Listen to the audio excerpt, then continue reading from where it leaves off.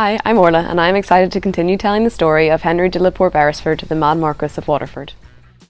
This time looking at some letters he sent to his uncle, Primate Beresford, while travelling across the world from 1833 to 1835. Writing from a small town near Constantinople before beginning their tour, Henry described the proposed route to his uncle, clearly excited by the prospect. I anticipate much pleasure from this tour, which I conceive to be the most interesting in the world.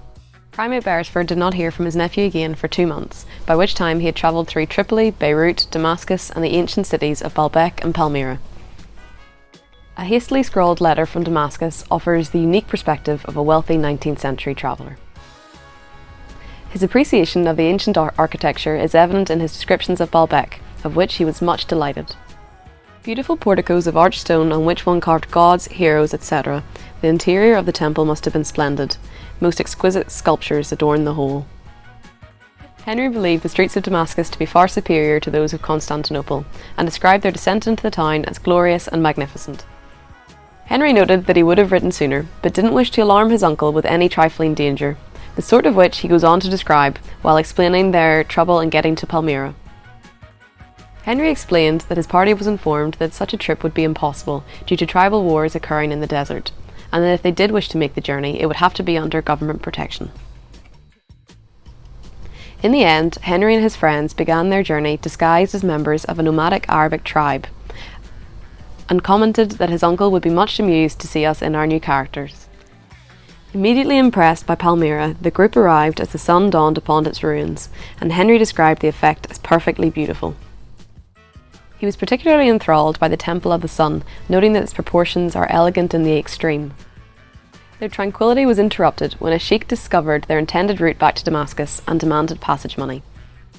The beginnings of a fight broke out, but Henry de-escalated the situation by offering the sheikh his cloak, and they parted great friends. Upon their return to Damascus, Henry purchased 7 horses, with plans to sell them in England and make a profit of approximately £900,000 on each one in today's money.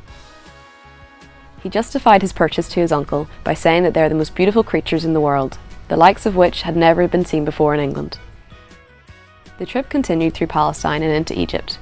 Henry boasted to his uncle that the Pasha in Cairo offered him a pipe, considered a high honour and seldom bestowed. The following year, Primate Beresford received another travel letter from Henry, who had visited Boston, New York, Philadelphia, Baltimore, Washington, sailed up the Hudson and on Lake Ontario, examined the wonders of Niagara, passed down the Erie Canal and been whirled along most of the Yankee railroads. With some amount of self-proclaimed prejudice, Henry complained to his uncle that the majority of the population are Yankee all over, although in good society, of course, some are to be found with English feelings. Henry complains about the American accent, joking to his uncle that it is a strange thing to dislike a person speaking one's language, but then that twang, it brings up many an unpleasant feeling. Our American viewers might not agree with Henry on that one. Join us next time for part 3, where we see Henry meet the love of his life and settle down on his estate Curramore.